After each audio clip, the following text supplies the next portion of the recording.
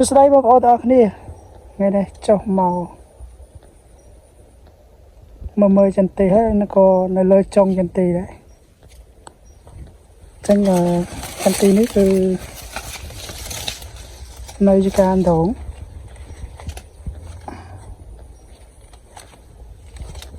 ចឹងឆ្នាំនេះយើងប្រើរូបមន្តថ្មីគឺយើងប្រើជាមួយនឹងពពួក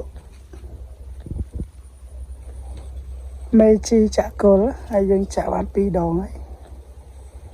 ហើយយើងបាញ់ប្រទាញម្ដងចឹងនៅថ្ងៃ30ខែ10ចិត្តដាច់ខែហើយឆ្នាំ2025ចេញដល់ហើយល្អដល់កន្លងដល់ហើយ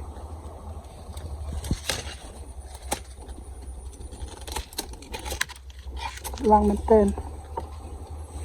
ចឹងមើលទៅដូចជាមានស្នាមតកៅមួយនេះហើយគាត់រាំងភ្លៀងនេះតែគាត់ចប់បាញ់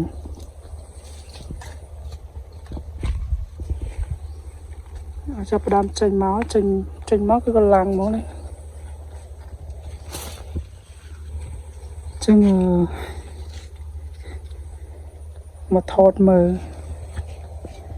ចឹងចេញមកគឺស្អាតមែនតើបងប្អូនចឹងយើងប្រើជាមួយនឹងពពួក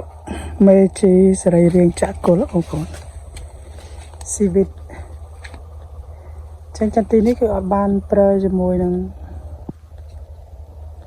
ជីគ្រាប់ទេគឺយើងប្រើជាមួយនឹងជីចាក់គល់ចឹងវាចេញមកគឺកម្លាំងបែបហ្នឹង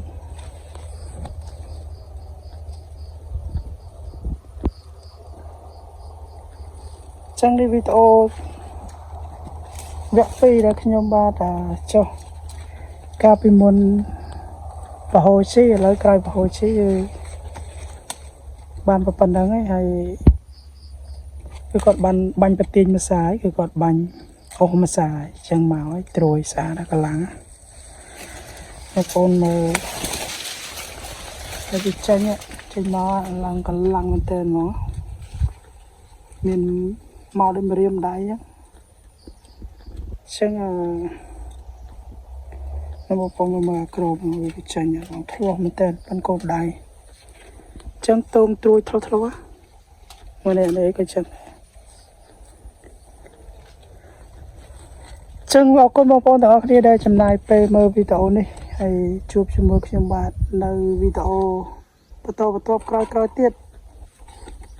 ចឹងបញ្ជាក់ថាចន្ទនេះគឺចន្ទទីនេះគាត់ប្រើរូបមន្តរបស់ខាងខ្ញុំចឹងខ្ញុំចុះមកតាមដានគេឲ្យបងប្អូនបានមើលជ្រុងនេះទៅមើលឃើញបងប្អូនបាំងអត់ណានៅកណ្ដាលមកត្រួយចេញឥឡូវ